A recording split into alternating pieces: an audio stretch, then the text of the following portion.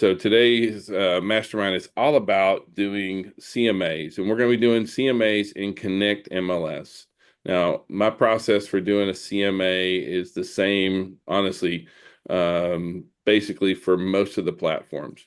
One thing that, one of the biggest um, factors, or one of the biggest things that our clients, either buyers or sellers, want from us is to either help them value property or to help them establish the right offer price. And to do that, we use a comparative market analysis, a CMA. When dealing with clients, I personally have really been trying to change my vernacular to actually say comparative market analysis or equity assessment, because a lot of our clients don't really understand what a CMA. It's one of those things that we in the industry tend to use very easily back and forth, but a lot of our clients don't really understand it.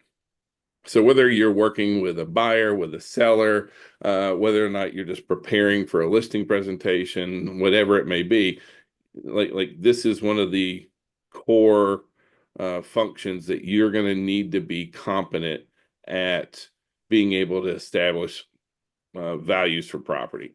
Now, we don't do appraisals. We aren't licensed appraisers. We definitely need to stay in our lane. That being said, our clients count on us to kind of help them establish that price point. And the reason I bring that up is because I don't, the same data that we pull is the same data that appraisers pull. You aren't trying to do a CMA. I mean, I'm sorry, an appraisal. You're trying to do a comparative market analysis. And so one thing I am going to encourage you to do is try and stay in your lane. Like appraisers can value things differently than we can. They can come up with a replacement cost, replacement values for what things are. Then, and especially when it comes to an adjustments, our appraisers are trained and understand um, how adjustments, how much to make adjustments, those kind of things. Most real estate professionals go through real estate school and they teach you how to make adjustments in doing a CMA. And most of us do them wrong or don't know where to do them. And so I don't do adjustments in my CMAs normally, and I'll kind of explain that as we go through. The other thing here is that this is how I do CMAs. This is how I've kind of got to do it over the years. I used to do it as part of my BPOs back when we were doing default servicing a long time ago. So for me, I can do a CMA in about 5 minutes. They don't take me very long. I'm pretty straightforward with it, but I do have a process that I go through to try and make things go a little bit faster, and to also make sure that I'm establishing the best value that I can for our clients. So, with that being said, I'm just going to kind of jump into kind of what is my process for how do we or how do I go about doing a CMA. So I'm going to share my screen here and just kind of bring you guys into speed here. Let's see. All right. So hopefully everyone is now seeing my screen. Is kind of what I'm hoping here. So we are, so this is, so I went ahead and logged into Connect MLS, but this is not normally where I start my CMAs. It may sound weird, but I don't normally start my CMAs here. I will open up a new tab, and first thing I do, whenever I have an address on a property, I go in and I put that address into Google. And so we're going to do a, I had somebody ask me to help them with a CMA, and so the address is 917 Castle Rock Way in McDonough. All right. So first thing I do is I always pull it up in Google. Now, some folks may say, well, that kind of seems silly, but there's a couple of reasons I do that. First thing is I want to know where I'm looking at. I want to understand the area that I'm going into. And so first thing I'm going to do is I'm going to pull up and see it. So here is the map. I always click and go into the map section for Google Map. And so I can see a little picture of the property. But before I actually get into the property, first thing I'm going to do is I want to look at the neighborhood, right? I want to be able to zoom in. And so like I know this neighborhood. And so the interesting thing about this neighborhood, the reason why you would want to do this ahead of time is we have part of a street that backs to high power lines or some sort of utility easement. It is high power lines back there. But we already know that high power lines are going to affect property values. If your house backs to high power lines, it will tend to hurt property value. So we want to be very careful if we select comps over there. I also kind of want to get a feel for like what's going on inside the neighborhood. What does it really look like? How far apart are the homes? Those kind of things. I can also see it's a swim tennis neighborhood. So, we have swimming pool and tennis courts up there. Kind of got a church in between here. It just kind of gives me a chance to kind of look and see really what is going on inside the neighborhood. Now, it's okay to kind of zoom out too, just kind of see where it sits in relation. So we got I-75 over here. We have the McDonough Square down here. So, it's on major commuter routes. It's, looks like a pretty good little neighborhood for us to be able to work inside.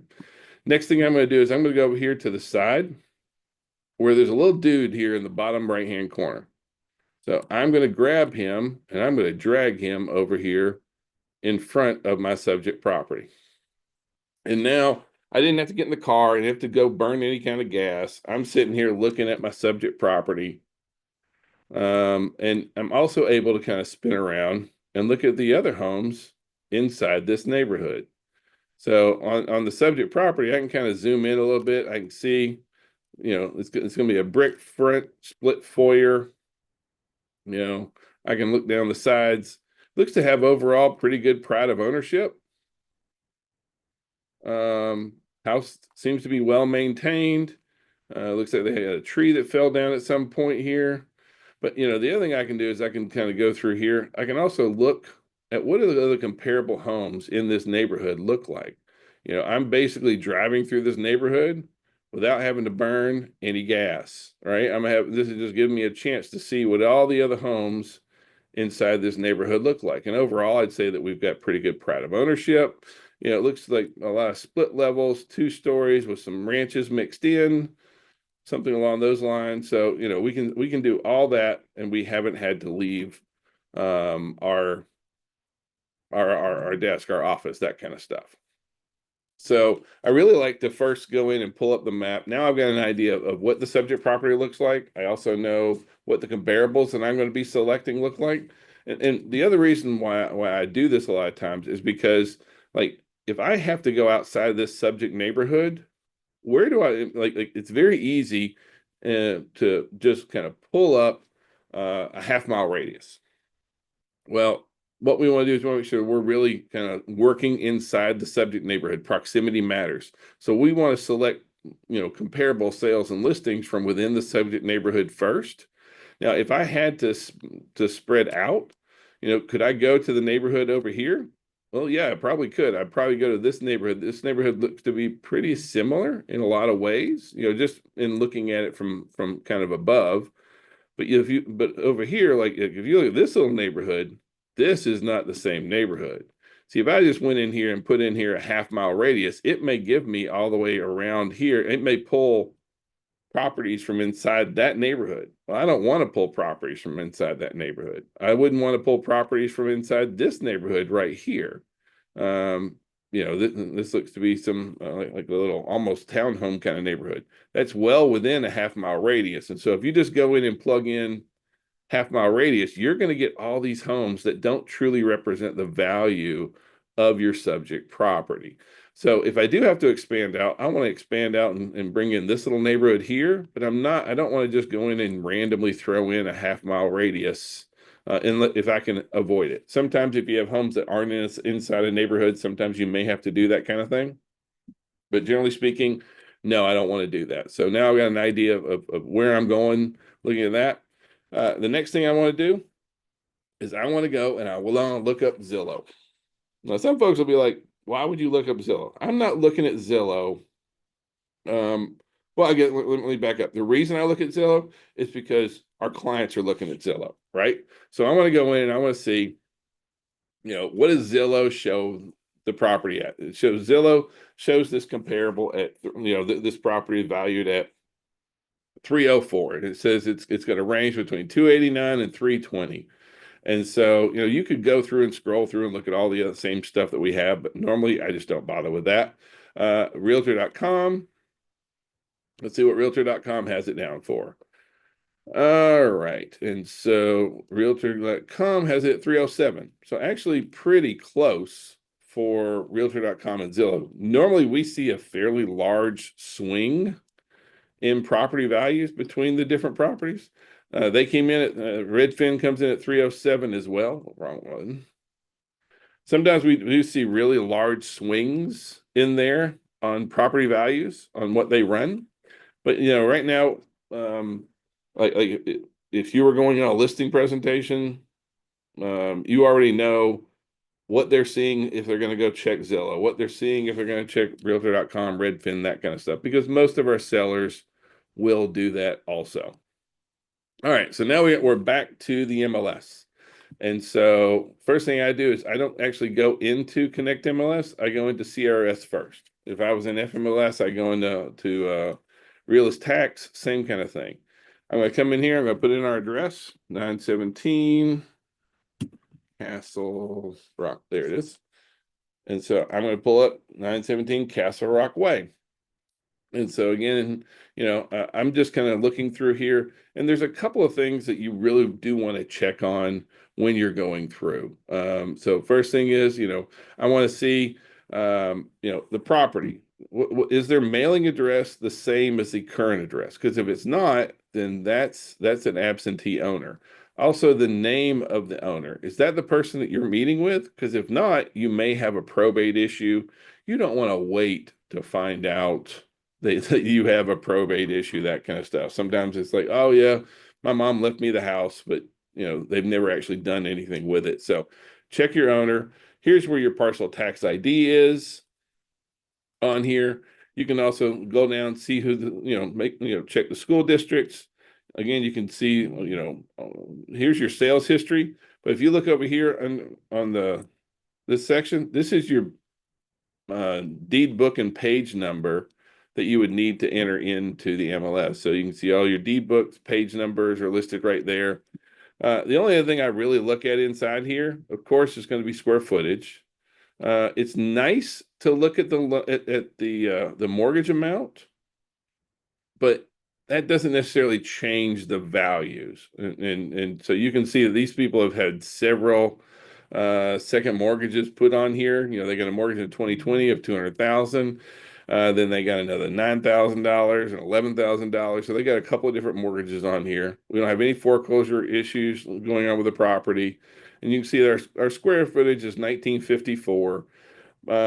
Really what you want to be looking at is you want to scroll down to the very bottom and make sure that your FEMA flood zone is listed as an X for minimal.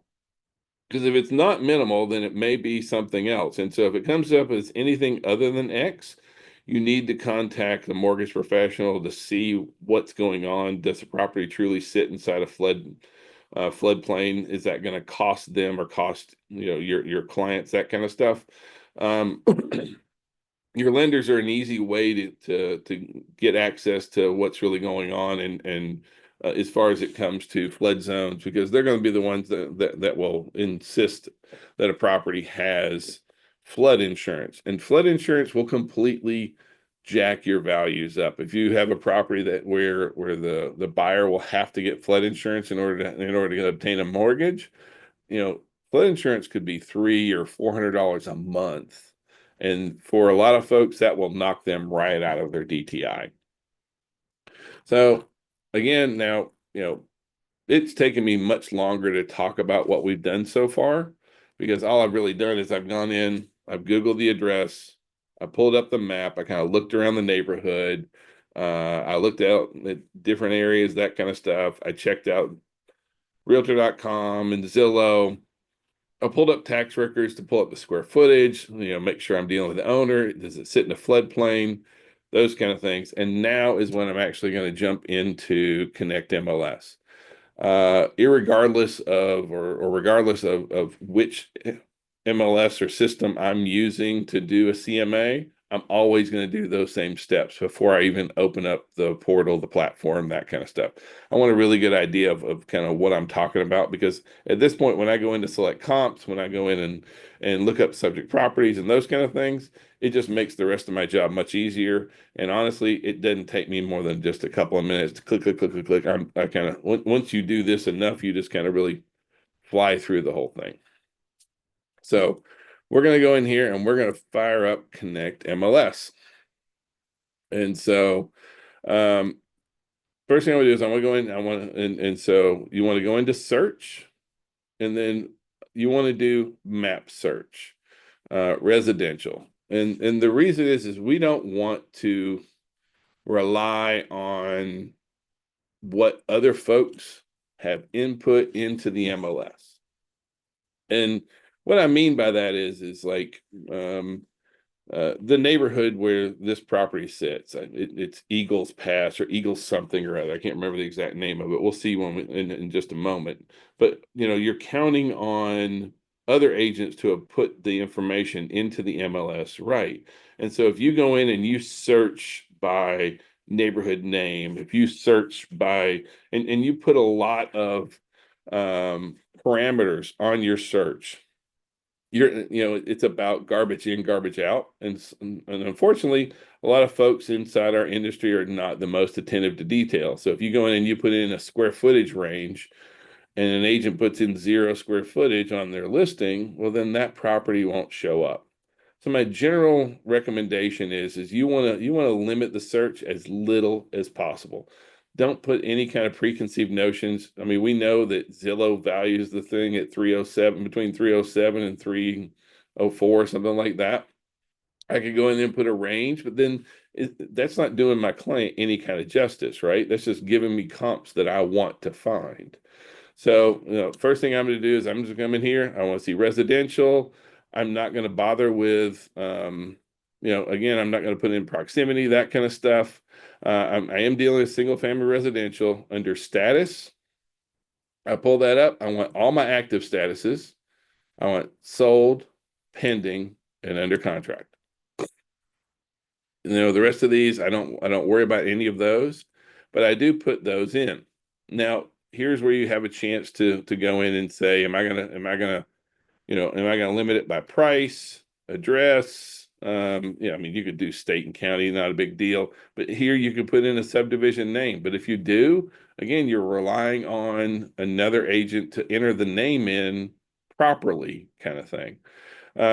Bedrooms, bathrooms, same sort of thing. I just don't put any of those kind of details in there. All I do is I come up here and I want to center the map on a specific location. And so I'm going to put that in there, and then I'm going to put in our address, 917 Castle Rock, McDonough, Georgia. And so that has pulled up. And so you can see that from where we did our map search earlier, here is the subject neighborhood that we pulled up to look at earlier. And so that's where our subject property sits. And so I could come in here and I could search, I could do my radius, that kind of stuff. So there's a button where you can draw a boundary. So I have an opportunity in here to draw a polygon. I can draw a circle. I can do a square. I always go with a polygon, mainly because most of our neighborhoods are just not that square. And I don't want to get these other properties. I want to select from inside my subject neighborhood. And so I'm going to come in here and I'm just going to start clicking, going around my subject neighborhood in order to get rid of that. Now, let's see. So we're going to keep going through here. Whoops, went a little bit high there. All right, and so now I've selected just homes from within my subject neighborhood that I want to start our search. Now, we already know that if I end up having to expand out beyond this neighborhood, I am probably going to pull this neighborhood over here, but right now I just don't know that. I want to work within the subject neighborhood.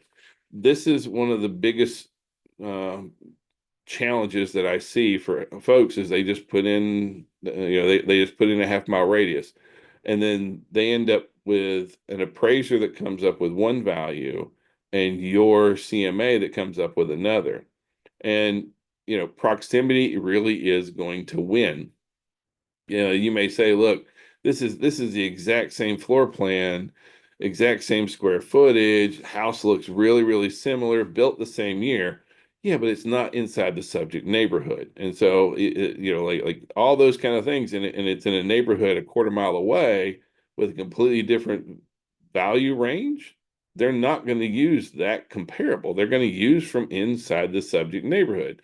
Now, sometimes that works to your client's benefit and sometimes it doesn't, but those are that, like proximity matters. So always start from within your subject neighborhood. So once I get that, I'm going to come up here and I'm just going to click on show list. Now, I don't need to keep my filters and I can hide the map now at this point. All I have is just a bunch of raw data. So first thing I want to do is I like to sort by date. And so in order to sort by date, you have to come up here and you have to add in um, close date if that's how you want to do it. But for me, I always sort by close date on here. And so you can kind of you have the ability to change and edit all these different columns and what you want to see. But when you first do it, and you'll see that all the data is really, really all over the place. And so whatever column that you're going to sort by, you really have to sort it twice because the first time you sort it, it gives you all the older stuff at the top of the page. So I have to do it twice. And right now we have the spinny wheel of death. So let's let this thing kind of work its way through. It's going to wake up in just a second. I hope. So, but at some point it will actually give us a list of properties here, I hope. I mean, this is how technology always works, right? As soon as you start using it, it starts making you look stupid. All right, so you can see that it sorted it and gave me all these old properties on here. So we're going to go ahead and sort it again. This time, it'll give us a list of our new properties. Now, as soon as this list comes up, we have to take some of the givens that we have moving into this. And so first thing is you want to go through and you want to start selecting the properties that make the most sense to use as comparables.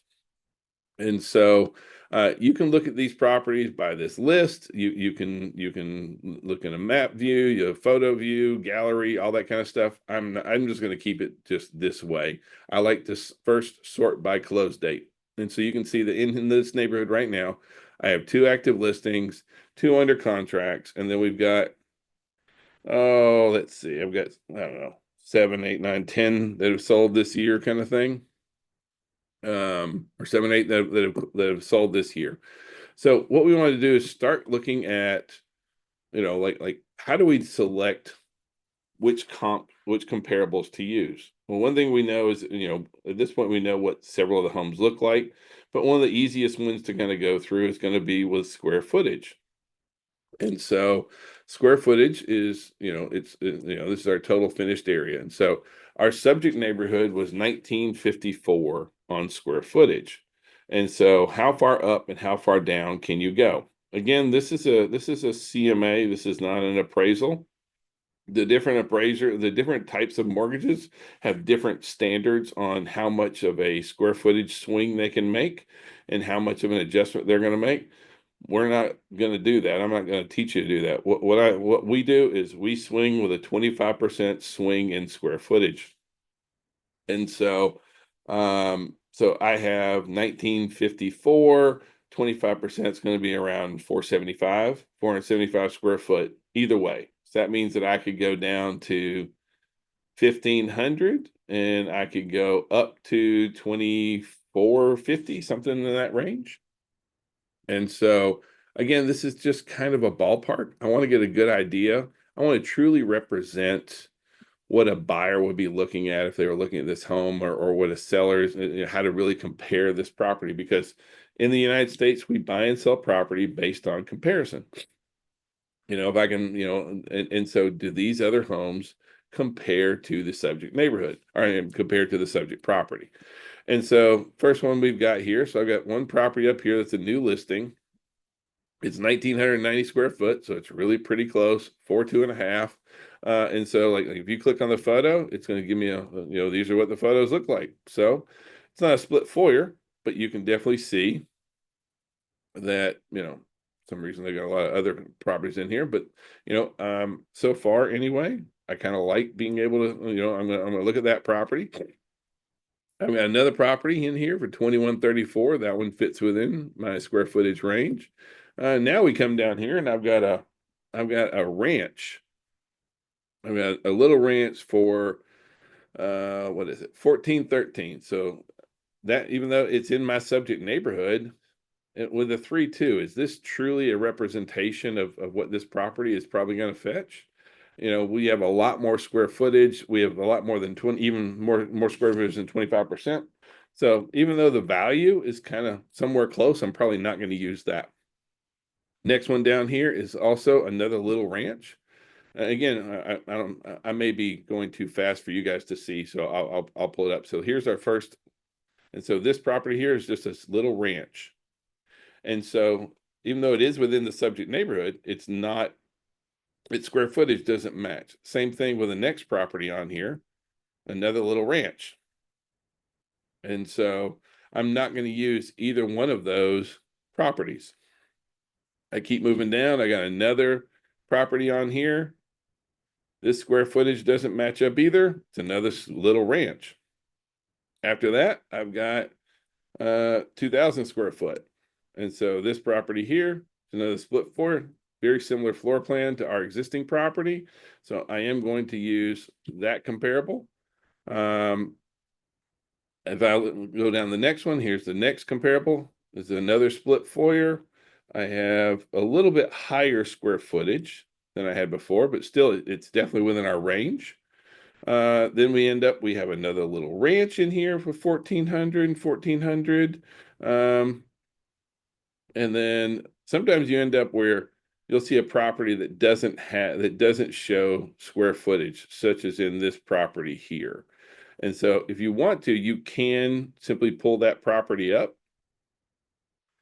And so, of course, we can see that, they probably didn't put in square footage because obviously it's a smaller floor plan square footage home in here. And so you can go in here and look at all the details that you want to on here. But all you have to do is just pull up the tax record for this property.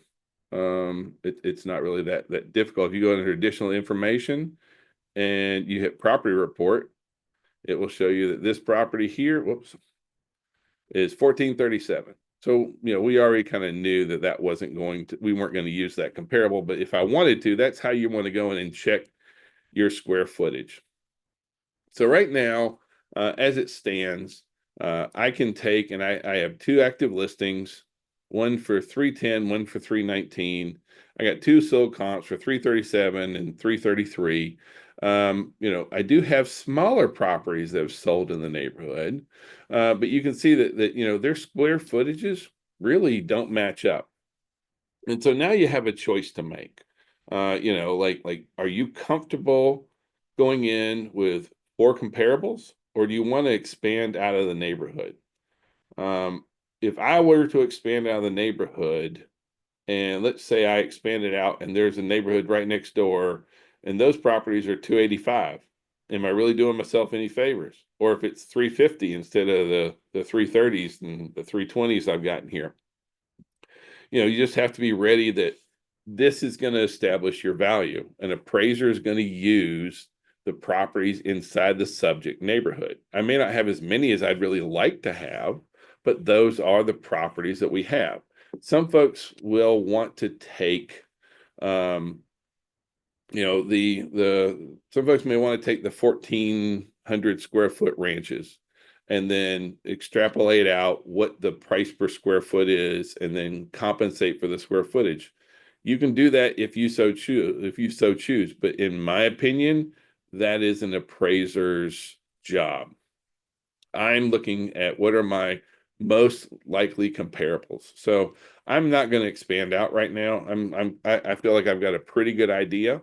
You'll also notice that, right now the four comparables I've selected: 310, 319, 333, 337, substantially higher than what we saw on Zillow and Redfin and Realtor.com. And that's because those platforms those are utilizing desktop CMAs. They're utilizing, and what they're looking at is they're going in and they're looking at the overall neighborhood value. And if every home in the neighborhood was a little ranch, or every home in the neighborhood was a two-story, then they tend to be really, really close. But when you end up with a neighborhood that has kind of two different price points in here, we see the little ranches all fetch in the 270, 280, 290 up to 300 range, and then we have the 310 to 330 range for the larger square footage homes. That's where those online platforms, that's where we're not pulling the comparables yourself, tend to hurt. That's where, that's where a lot of people make mistakes in trying to let the platforms or the systems do the real heavy lifting here. So please always pull your comparables in order to establish the value for your comparative market analysis. It's not about letting I'm all about working smarter, not harder. But we're kind of shooting ourselves in the foot when this is one of the major things that our clients need from us. And if we're going to let a computer do that for us, as opposed to actually pulling the comparables ourselves, then we're kind of hurting ourselves a little bit. One other thing I will kind of throw out here real quickly is I'm not here to teach you Connect MLS. I'm here to teach you how I do a CMA inside it. Please do take the Connect MLS classes, take the FMLS classes, take all the classes that you can, but understand that they're going to teach you to use a platform. They're going to teach you to use a tool. So the last time I took this class, the instructor came up and said, "Okay, we're going to pull from a 1 mile radius." And I'm like, "Hold up there, Junior. Why would we just pull up from a 1 mile radius?" And his whole point was, "Look, I'm here to teach you how to use a platform." So when you do take these classes, understand that they're teaching you to use the system. They're not necessarily teaching you to do a really thoughtful, well done comparative market analysis that's going to help your buyer or seller establish their price points. So let's get back on track here. And the reason I'm saying that is because you can come in here and you can just fire up a CMA, and you can do cloud CMA, all that kind of stuff. But like what I like is I like to do a CMA with my selected listings, and because if you go in and you start from scratch with the CMA tool, it's going to ask you to put in a lot of parameters, and it's going to help you find your comparables. I find it much easier, and it makes a lot more sense if I will just go in, select my comparables, and then I go in at this point, and I'll go in and I'll create and all you do is this. Well, let me, so this is the tab up here. It says start new CMA with selected listings or add to existing CMA. So all I'm going to do is click on that, and then I'm going to come in here, and we'll just add it to one in here. It looks like a test one I've done anyway. Oh, let me go back, because that was not right. So,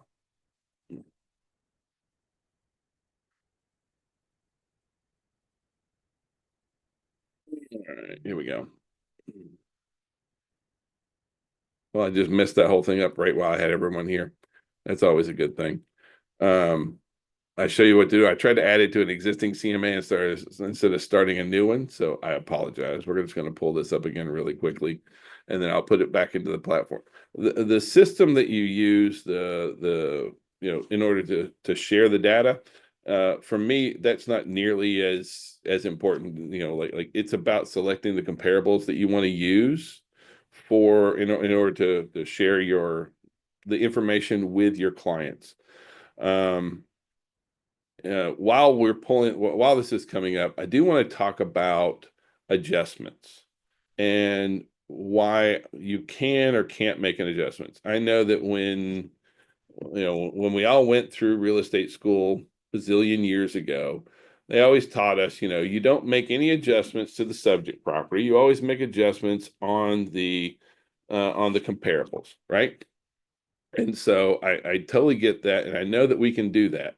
The challenge here is if you're going to do that, what are you going to make those? What are you going to adjust, right? How much are you going to adjust it for?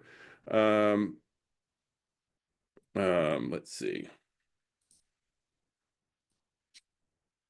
It's going to make me put in a client again.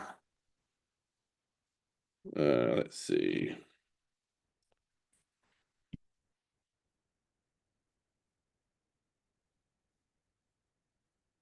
Put that in there. Oh, what am I requiring? Okay, active.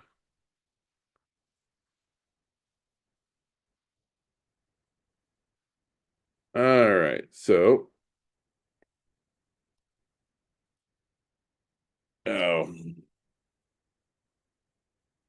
oh, what is this? Vineyard. So now, I'm sorry if I'm babbling. It took me a minute there, and I kind of went off. Um, but we were talking about comps and adjustments. Like what are you going to adjust for, and what aren't you going to adjust for? And then one of the main reasons why I don't make adjustments is because early on in my career, I went and met, I went and did a comparative market analysis, and I made a lot of adjustments. And then I went and I met with my seller, and my seller had lived in that neighborhood for a long time, knew everybody in the neighborhood. And I sat down and I showed her the comparables. And I said, here's the house over here across the street. It's sold for this price. And here's this house over here, and it's sold for this one. And this is these are the values. And she said, "Why are you trying to play games with me?" And I was like, "Excuse me, ma'am." She goes, "Well, I've known Bob and Betty from across the street my entire life, just about. And I know for a fact that they sold for $285,000. And you're showing me this report, which shows them that they sold for $260,000. So are you trying to make me sell my home for less money? Because I know, we actually had a party afterwards kind of thing. I know that they sold for 285,000, and you're trying to get me to sell for a lot less money." And then the other reason why I don't do um, adjustments is I don't know how much of an adjustment to make. And what I mean by that is, how much do you adjust for a swimming pool? Do you know how much a swimming pool adds? Because depending on the price point, it could be very different. How about for a unfinished basement? How about for a finished basement? How about for a 3-car versus a 2-car? How much is a half bath worth? These are all adjustments. And then are you going to make adjustments for square footage? If so, at what point? How much, do you make adjustments for 100 square foot? Do you make it for adjustments, any adjustments over 400 square foot? Do you make adjustments for, is it this property is only off by, 100 square feet? Am I going to just adjust that property, or am I going to adjust every single property that I want to use in there? Um, for me, the comparative market analysis, I never ever want to send this to somebody and say, "Here you go, tell me what you think." I'm going to use this as the basis for our conversation. I'm going to use this to be able to explain how I came up with the values of this neighborhood. And so even if I were, let's say I did want to include some of those 1,400 square foot homes in here, I still wouldn't adjust them, because I want them to see what's really going on, and then we're going to talk about that. Um, I've had it before where, the neighbor down the street has a full finished basement, and it sells for 300, and it just sold for 350. And now my seller thinks that all the properties in the neighborhood or their property is now worth 350, but they don't have a basement, and even if they did, it wouldn't be finished, right? And so by being able to go in and show these kind of values, that I want to go in and explain where the values come from. I want to pull back the curtains and really kind of showcase like exactly what's going on. And so the report, this is just kind of how I do the reports now. So in here, you have the chance to kind of, you can move things around. I can move these up or down if I want to. This shows my active listing, it shows the status, minimum, maximum ranges, sold properties, that kind of stuff. You can come in here and you can input a subject property if you choose to. It will give you area statistics. There's all sorts of things that you can do. You can come in here, and this is where you could come in here and you could do the adjustments. But again, are you adjusting for bedrooms, bathrooms? Please don't adjust for bedrooms and bathrooms, because those kind of get taken up in square footage anyway. If you are going to do an adjustment, the square footage is the one that really makes the most sense to actually do. But again, for me, I don't do adjustments. I do like to go in here and so you can come in here into the net proceeds, and you can put in, like I can say, the average price, the average adjusted price. I have the ability to come in here and show these different values. And you can put in here, look, I see that, the value range is from here to here. It just kind of depends on what you want, but you also have the ability to come in here and, and to be able to make some adjustments and tweak those out. Where I really want you to kind of go to is in the customized report section. Here's where you have the ability to come in here and you can go in and put in your own cover pages, cover letters. You can put a resume, bio. You can include your listing presentation if you want to. These are the things that come hardwired into here. But what I share on my comparative, now I don't normally do any of those, because when I go on a listing presentation, or if it's with a buyer's presentation, I'm going to do my buyer's presentation, and I'm going to also show them, or I'm going to go through my listing presentation. And I'm going to pull out my comparables. Most of the time it's going to be on a listing. At least for us, it was on the listing. But what I need to be able to share my information with them, I need the map. I want to have a CMA summary report. And then I want to have my detailed reports, and I want to have my suggested price and net proceeds. And so once I go in there and do that, I'm just going to go ahead and I'm going to generate the report. And what this gives me exactly what I need. And so first thing I have a map which shows where all the comparables properties are. Notice none of them back to the high power lines. I have the addresses, I have their status. If I come down here, this is where my CMA summary report really kind of falls in, where you can see here's my active listings, here's my sold listings, price per square footages, sales to list price ratios. It has all the data in there if we really want to throw that in there. Afterwards, we have the different types of properties that we want to share. And so this first one, it has a little picture in here, and it shows the details on the property, has the public remarks in there on all 4 of those properties. Now you can do that one. I find, and this may sound really sexist, I find that ladies like this one better. They like to read it. It gives me a lot of information.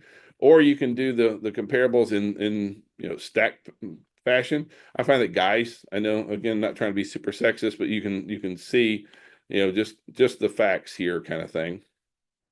And so it'll give you those.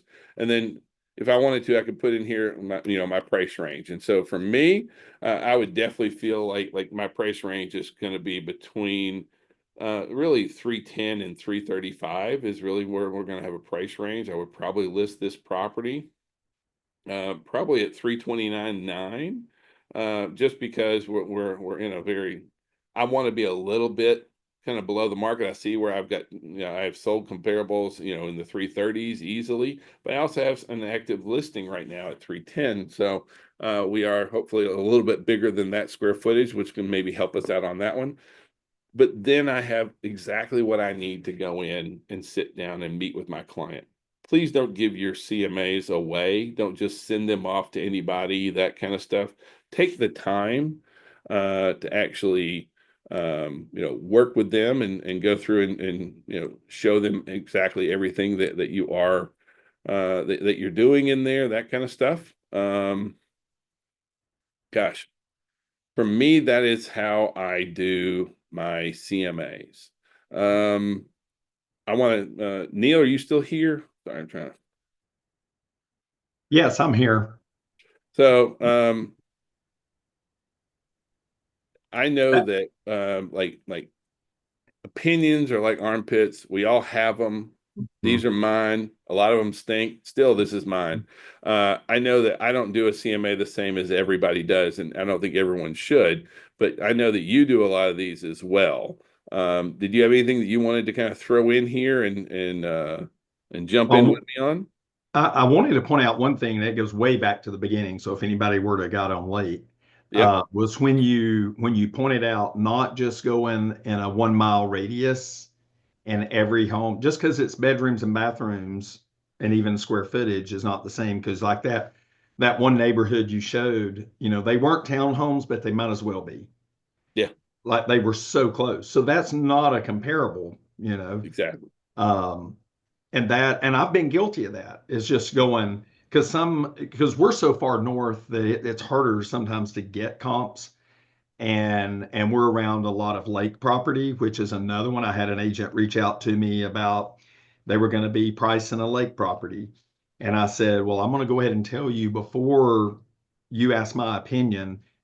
I have typically had to just I've told sellers, get an appraisal if you have a lake property. I Well, said, there's a time because to bring the professionals in, you yeah, know? yeah, because there's a few like neighborhoods that you might find comparable homes on the lake over here, but there's a lot more like streets or neighborhoods that are not HOAs. You will have a single wide trailer or shack or something that looks like a junkyard, literally. Yeah. Like just old boats, old jet skis that hadn't ran in years sitting out in the yard. But then you'll have a four sides brick mansion beside it. So, it ain't like you're going to pull comps from that. So that's why I just tell them, you really need to get an appraisal done because they're going to take, a lot more things in consideration. And honestly, I don't ever want to underprice somebody. And obviously you don't want to overprice them where they're Yep. sitting there either. But that's the best advice I can give when it comes to lake property. But when you Well, I have mean, we see the neighborhoods, exact same thing here. We just had one where one of our agents was like, "Hey, I've got this property. It's got three houses on it." I'm mhm, like, "All right, we got to get an appraiser." And not that we don't want to do our job, but like, how many comps do I have to choose from that have three single families on the same property? None do, yeah, right? And so there is definitely a time to pull in the mhm, pros. Also, depending on your proximity, like sometimes it's going to be a half-mile radius. There are times it will be a 1 mile radius. And then out here, like we head south, I got more cattle than I got houses. Sometimes you're yeah, gonna, you may be on a 5 mile radius. yeah, Um, Especially, and by the way, when you're dealing with land, with if you are going to do a CMA for a property that's sitting on large amounts of land or larger amounts of land, of course, consider an appraisal. But in addition to that, like how I normally will do it is I will find, let's say the house is it's a 2,500 square foot home, 2 story, and I can find lots of other comparables within a 5 mile radius that are mhm, on, say, 2 acres. And let's yeah, say my property is on 10 acres. So I'll pull up all comparable properties that are on 1 to 2 acres. And I find, and what you do is you get a baseline price for how much is that house on 2 acres, and then you go mhm, and you do a comparative market analysis just on land and see what is land running there per acre. And so you see, okay, well, land here is running $22,000 an acre. I've got an additional 8 acres. That's going to give you some sort of a basis price to kind of work from, but you're still basing it on the data. I would still defer to an appraisal always, but that's kind of how you're going to Hmm. be able to work inside that. Don't try and do commercial appraisals. You know, doing that is a No. completely different beast. You're Yeah. going to have CoStar, LoopNet, all that kind of stuff to be able to do that. Um, but this is just one of those. The more you do, the faster you get at it, the easier it becomes. You really don't have to think about it. If you are having a hard time pulling up, like I don't have enough comps. Well, the appraiser is going to have the exact same issue you do. It's not like the Mhm. appraiser Oh that there's yeah. comps the appraiser can find, right?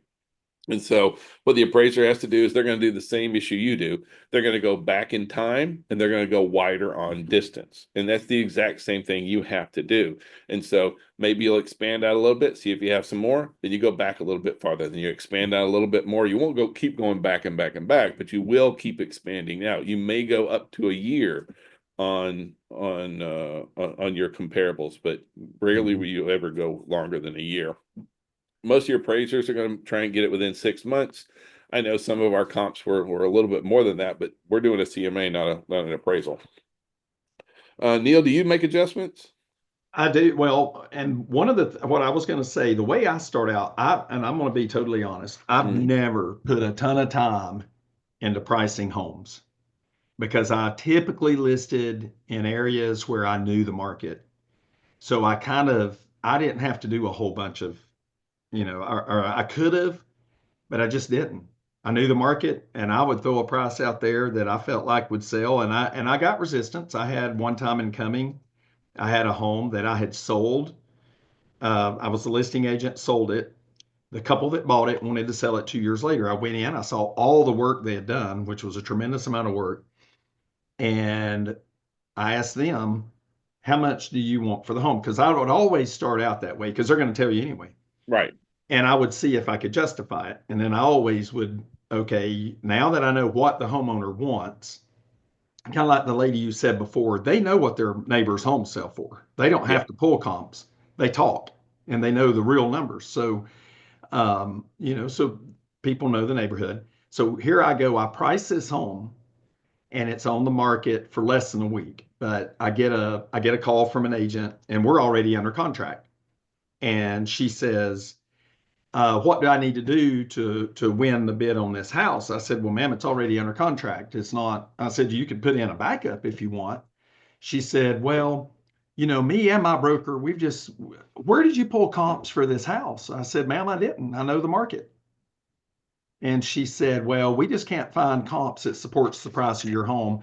And we were under contract for 325. She said, I'm going to send you an offer for, I want to say it was either 268 or 286. I may be getting those numbers wrong, but it was Hmm. way under. And she said, it's just not going to appraise. And I said, well, ma'am, she said, I've got a home in a neighborhood up the street and it's a lot nicer home and it's priced at this. And she's telling me how much better the home is. I said, then why don't your buyer buy that home you have listed? And then she proceeds to tell me the features that the home I'm selling has that her home don't. And I said, I think you just justified my price. And I said, I'll tell you what, if it don't appraise, and if I need to, I'll call you back. All right, it appraised at 328. It appraised 3,000 over what I sold it for. So it don't work with everybody, but for me personally, it's just I think you Yeah. start with what the people want. Typically, they're going to want more than it's worth, and that's just a given.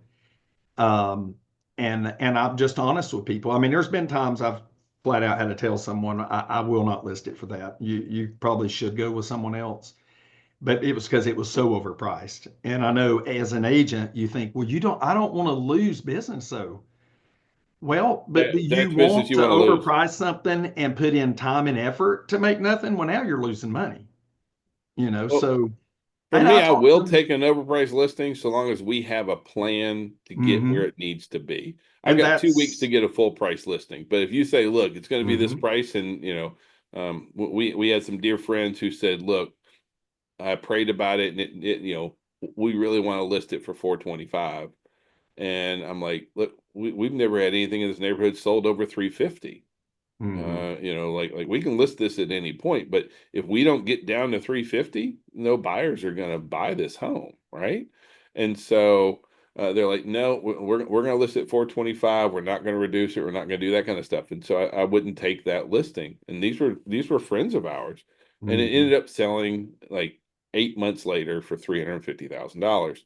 Yeah.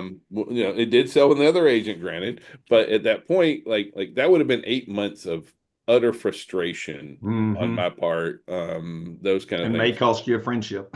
Well, and we've been Yeah. down that road. Like I think everybody has taken at least one overpriced listing, and it Hmm. becomes the bane of your existence, right? Everything, because they're like, "Why haven't you sold my home?" Well, because it's overpriced, and like that price is still king. Yeah. So for But me, I have learned, no, go ahead. I had learned through the years back when I was a teacher and a coach, and I just did real estate on the side. I'd have coaching friends and people that would want me to, you know, give them a low commission rate and overprice their home. And I'd be like, hey, I think it's high, but if that's what you want to do, I said, I don't have to sell anything. We'll do it. And I know two occasions I got shocked because when I listed it, I thought there is no way they're going to sell this. And it sold, both of them. And I was just like, wow. I'm like, you just never know. But if, and everything, it depends on their situation. If it's a couple getting divorced, they want it sold quick. They don't even care about equity. They just want it done. Then some people getting divorced need the equity because they're having to start over. So you have to know your client. You have to know, do you're pricing it high. Are you willing to sit? And then, like you said, have that conversation up front. Look, in the first week or two, if we don't have an offer, just know the market's telling us, not me, the market's telling us it's overpriced. Yeah. And Now, and one of the and things I put it will on the do is market, not on no, yourself. I'm a hardcore comp guy. Like every listing I Hmm. have, I've pulled. I go through and I spend a lot of time on comps, but I also take those same comparables and my CMA and I share it with the appraiser on all of our listings. That way they Yeah. know where I got my values from. That has saved us so many times I can't count, because like let's just say that neighborhood that we were looking at, if there was a comparable that had back to those high power lines, in that neighborhood it affects it by over $50,000. and Yeah. and if I have market knowledge on a property, like I'll also show, look, don't use this comparable, it backs to high power lines, or don't use this, it doesn't have basement, or it doesn't have this, or whatever it may be. Hmm. And so I'll use my same CMA, and well, we always save those, and then we share that with the appraiser to kind of show this is where we got our basis for value. And we have a lot less challenges on that side of things. So we are going to be doing, we're going to do cloud CMA. We're going to be doing RPR in the weeks coming up, that kind of stuff. And I wanted to start with this one. Does anybody have any kind of questions that maybe me or Neil can kind of help answer? Good morning, Allan. This is Ramel. I got a question. Hey, Ramil.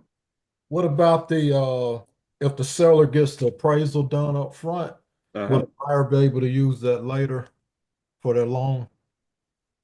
No, their lender is going to require them to get their own independent appraisal.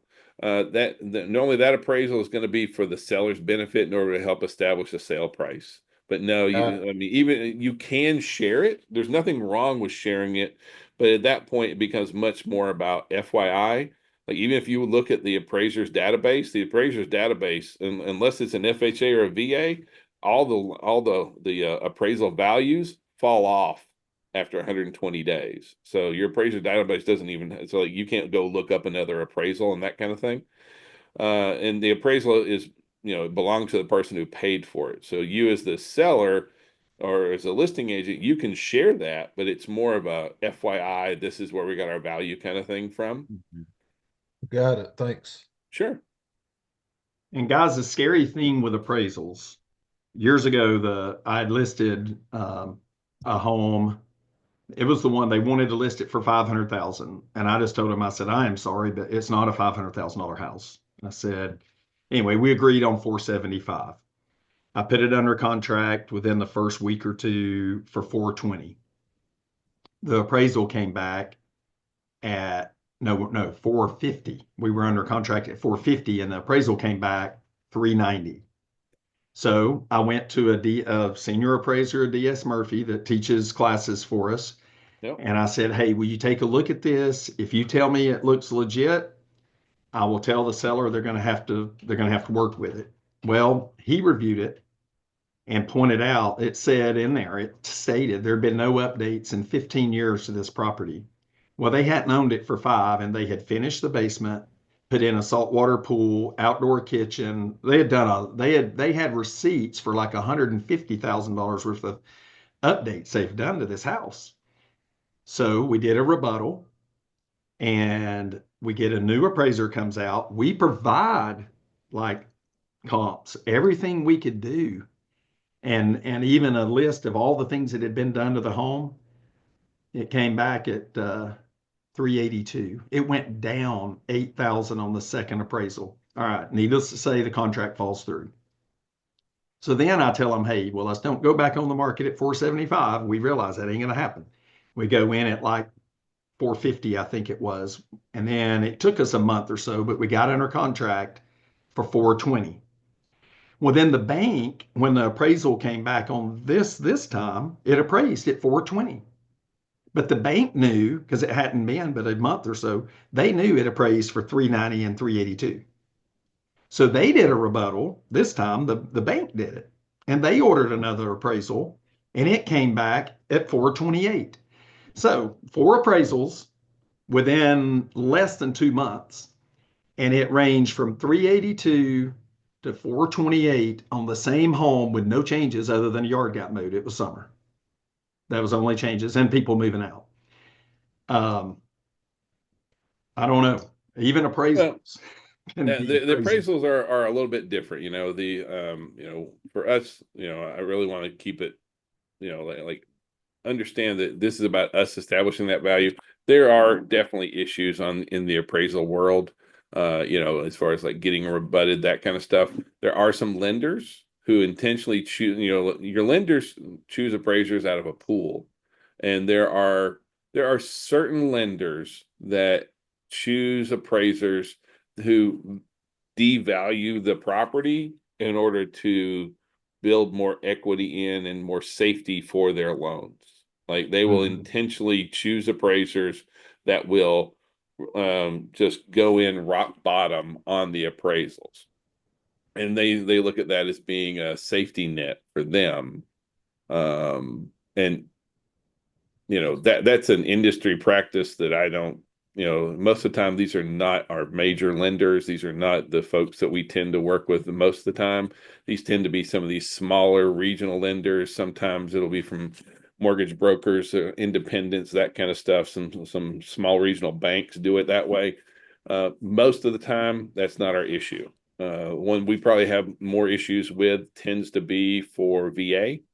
And mainly because not that the VA appraisers are bad, but the VA appraisers have to work inside a smaller window.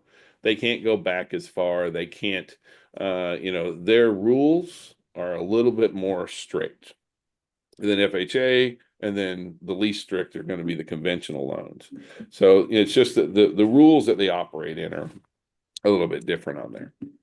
Mhm. So, other questions anybody has about doing CMAs that we can help with?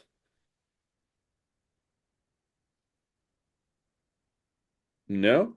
Well, then I want to wrap up with one thing, and that is, you can do exactly what I did today on Zoom. Like today, this is on Zoom. One thing that I find a lot of value in is go in and pull up some of your existing clients and do a CMA just like I did for you.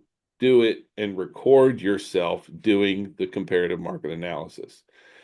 Go through, do the exact same thing, talk your way through, show everything, save the CMA, record yourself doing it, and then send that to if you sent that to one client a week, you're going to send 50 video CMAs out over the course of a year.